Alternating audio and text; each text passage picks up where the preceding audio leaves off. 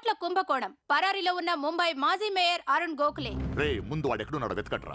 వాడు పోలీసులకు దొరికితే నేను పోతా, నాతో పాటు చాలా మంది పోతారు. ముందే వాడు పిరికి వదవ, ఎవరికి ఏం చెప్తాడో తెలీదు. చివరికి గవర్నమెంట్ కూడా పడిపోద్ది. వాడి ఫ్యామిలీలో అందరిని చంపేయండి. Just finish them of. No, try to be strict with them. Phone. Hello. Sir, this is Surya. क्या సూర్య బాయ్ మాకు ఫోన్ చేశారేంటి? నన్ను అలా పిలవకండి సార్, మీ ముందు నేనంత. హే షాటప్, నాటకాలు ఆడకు. ఇప్పుడు ఏంటి, మా డిపార్ట్మెంట్ కూడా 2% కట్టాలా? సార్ 50,000 కోట్లు వదిలేసి నా మీద పడ్డారేంటి సార్? ఈ స్కామ్లో ఉన్న వాళ్ళందరినీ మీరు బయటికి లేతానంటే అరుణ్ గోఖలేని మీకు అప్పు చెప్పు. అరుణ్ గోఖలే మాకే దొరకలేదు, నీకెలా దొరికాడు? బొక్కలో ఉన్న ఎలక్కి ఇంకో ఎలక్ కనపడుతుంది సార్. ఆ ఎలక్కని ఇప్పుడు వర్సోవా పోలీస్ స్టేషన్ దగ్గర వదిలేస్తున్నాను. పర్లేదు సార్, సిగ్గుపడకండి, దిగండి.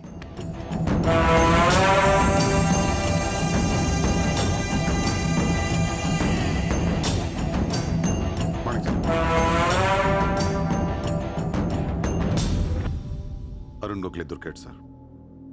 2 రోజుల్లో అన్ని పేర్లు బయటకు వస్తాయి.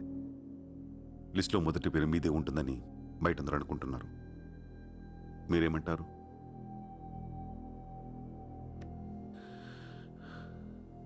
అరుణ్ గోఖలేని పట్టించింది సూర్యాని. I don't understand one thing sir. మీరంటే వాడికి ఎందుకు సార్ అంత పగ? వాడెవడో నాకు తెలీదు, ఇప్పుడు దాకా వాడిని చూడలేదు కూడా. మీకు తెలుసు sir. You know him. He was Born in Chicago. వాడు అమెరికన్ సిటిజన్. గుర్తు రావట్లేదా? లేదే. 18 ఏళ్ల క్రితం మీరు పబ్లిక్ మీటింగ్లో ఉండగా ఓ 14 ఏళ్ల కుర్రాడు మిమ్మల్ని పొడిచాడు.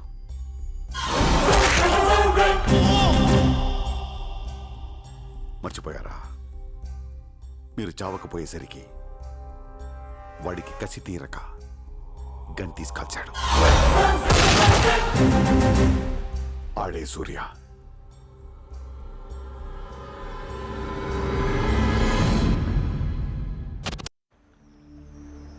వాడు మామూలుడు కాదే. Don't miss him. వాడి సంగతి నాకు తెలుసే.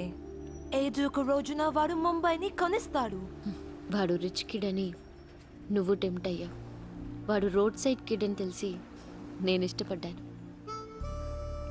కానీ నన్ను మోసం చేశాడు. No, he's in love with you. ఉన్న రిలేషన్ ని పాడు చేసుకోవద్దే. వాడున్న బిజీకి నిన్ను వదిలేస్తాడు. చిత్ర, నా మాట విను. వాడు వేసి ఒక్కొక్క అడుగు 100 సార్లు ఆలోచిస్తాడు. వాడు ఎక్కడికో వెళ్ళిపోతాడు చూడు.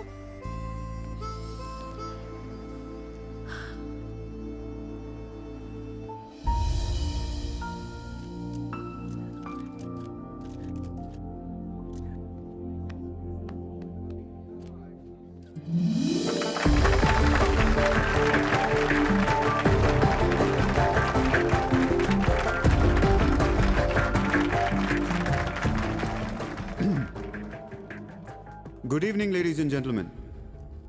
It's a great honor for me to be here today at the opening ceremony of our business bank. Let me first extend my warm welcome to all of you. Thank you so much for being here.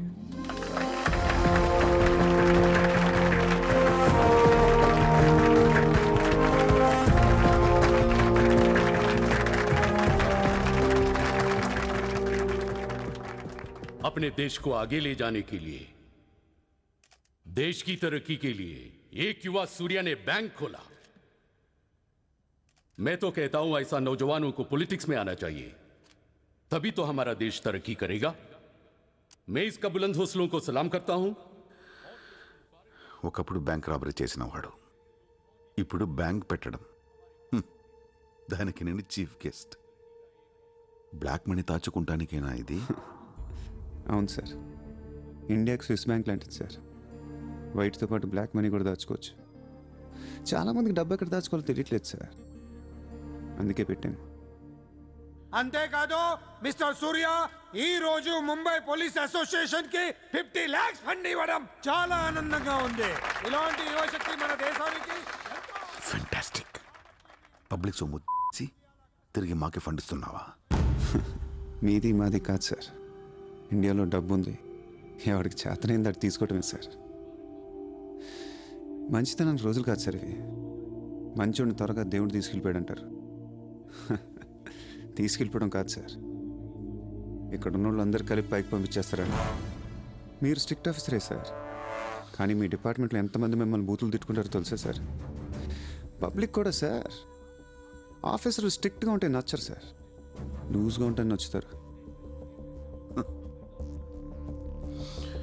To be frank సూర్య, నిన్ను దగ్గర నుంచి చూస్తుంటే కోపం తగ్గిపోతుంది.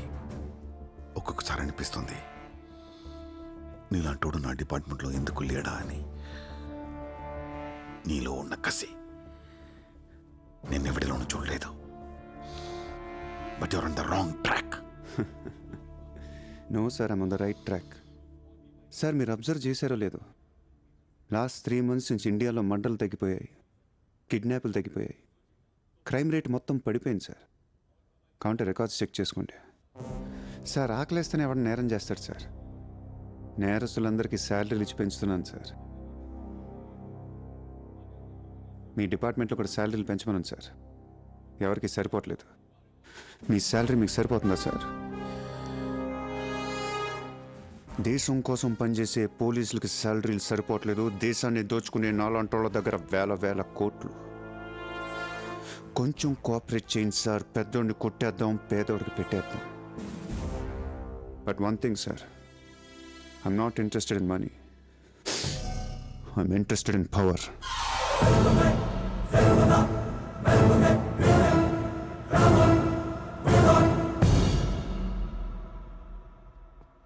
सूर्या, तुम हमें बहुत पसंद आया.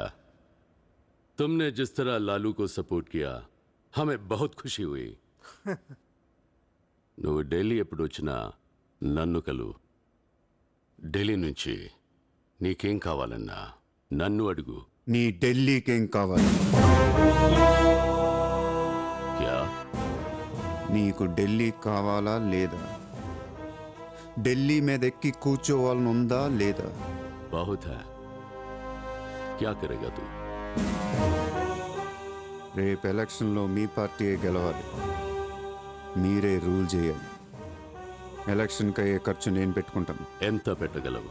ఇండియాలో ఎంపీగా పోటీ చేసే ఏ క్యాండిడేట్ అయినా సరే జేబులోంచి ₹1 తీయాల్సిన అవసరం లేదు, మొత్తం నేనే ఇస్తా. అసలు నీకు మొత్తం ఇండియాలో ఎన్ని సీట్లు ఉన్నాయో తెలుసా? ఒక్కొక్క సీటుకి ఎంత ఖర్చు అవుతుందో తెలుసా? యావరేజ్న ఒక్కొక్క సీటుకి 20 కోట్లు ఖర్చు పెట్టినా 10,000 కోట్లు అవుద్ది. ఇష్టం వచ్చిన మాట్లాడేంటి అసలు? మైండ్ ఉంది నీకు?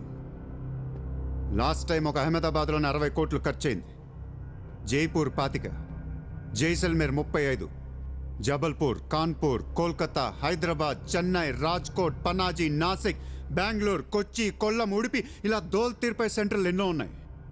అంతా చండీగఢ్, ఛత్తీస్గఢ్ లెక్కలు చెప్తావేంటి? మొన్న ఒక కడపకే 250 కోట్లు ఖర్చు అయింది. అన్నిసార్లు ఓటు 500కు దొరకదు, కొన్నిసార్లు 5,000 కూడా పెట్టాల్సి వస్తుంది. ప్రాణం పోయినా సీటు కావాల్సిన సెంటర్లు కొన్ని ఉంటాయి. అక్కడెంత ఖర్చు అవుద్దో ఎవ్వడికి తెలియదు.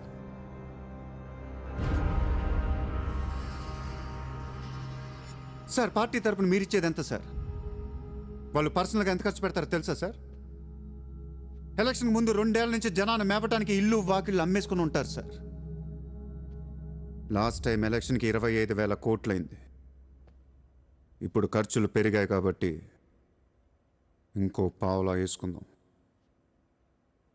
ఈసారి ఎలక్షన్కి 35,000 కోట్లు అవుతుంది, మొత్తం నేనే ఇస్తా.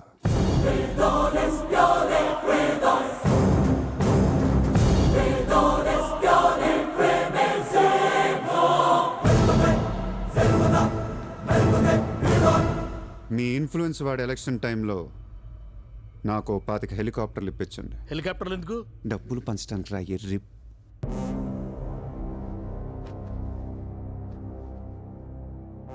మీ హైకమాండ్తో మాట్లాడండి, మీ సార్కి సూర్య గురించి చెప్పండి. సార్ నాకు ఢిల్లీ నుంచి ఏమొద్దు సార్, నేనే మీకు ఢిల్లీ ఇస్తాను.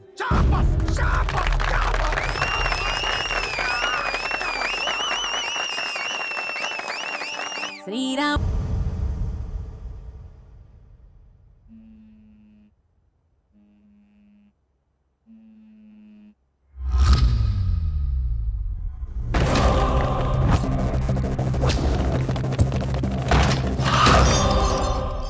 మీ నాన్న ఎక్కడ? ఎందుకు వచ్చావు ఇక్కడికి? మీ నాన్న ఎక్కడ? ఏం చేస్తున్నావు మా డాడీని?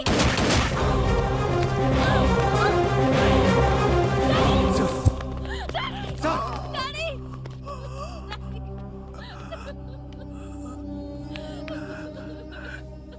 జయదేవ్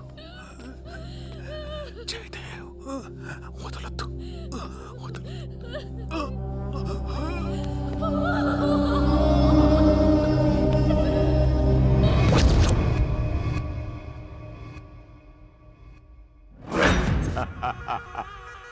గోఖలే పోయాక నన్ను ఇంకెవరేం చేయగలరు? ఎలక్షన్కి ముందే ఆ సూర్యగాడిని వేసేస్తే ప్రశాంతంగా ప్రమాణ స్వీకారం చేసుకోవచ్చు. ఘనపులేటి జయదేవ్ భారతదేశపు 14వ ప్రధానమంత్రి, ప్రైమ్ మినిస్టర్ ఆఫ్ ఇండియా.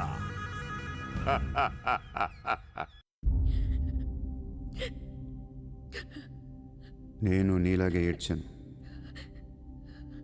14 ఏళ్ల వయసులో ఇంతకంటే ఎక్కెక్కేడ్చా. అమ్మా నాన్న అమెరికాలో ఉండేవారు. నేను అక్కడే పుట్టా. మా నాన్న అక్కడ ఓ పెద్ద బిజినెస్ మ్యాన్. బిజినెస్లో సంపాదించిన డబ్బంతా పట్టుకొని పుట్టిన ఊరికి ఏదైనా చేద్దామని ఇక్కడికి వచ్చాం. అక్కడ మా నాన్న ఒక లోకల్ లీడర్ని కలిశాడు. వాడి పేరు జయదేవ్. ట్రస్ట్ ఓపెన్ చేస్తున్నాను మా అమ్మ నాన్నలు నమ్మించి డబ్బంతా దోచుకొని నిర్దాక్షిణ్యంగా చంపేశాడు. దారుణంగా కత్తులతో పొడిచి చంపేశాడు.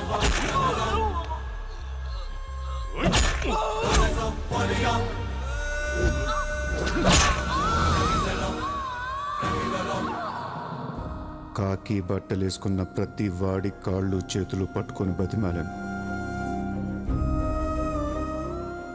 ఎవ్వడు నన్ను పట్టించుకోలేదు.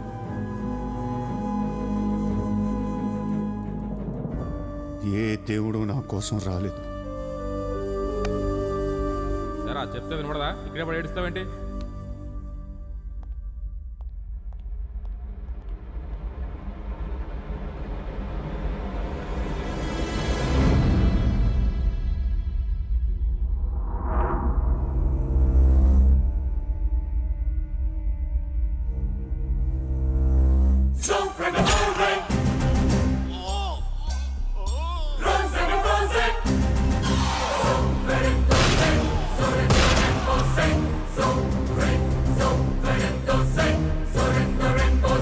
వీళ్ల కోసమా మా అమ్మా నాన్న అన్ని వదిలేసి వచ్చారా అనిపించింది. ఒక్కసారిగా అనాథనైపోయాను. తినటానికి తిండి ఉండేది కాదు. రోడ్ల మీద పడుకునేవాడిని. ఒక కుక్కని తన్నట్టు కాళ్ళతో తన్నేవాడు. అసహ్యం వేసింది. ఈ మనుషుల మీద, ఈ వ్యవస్థ మీద, ఈ దేశం మీద ఒంటరివాడిని అయిపోయాను. 100 కోట్ల మంది ఒకవైపు, నేను ఒక్కనే ఒకవైపు అయిపోయాను.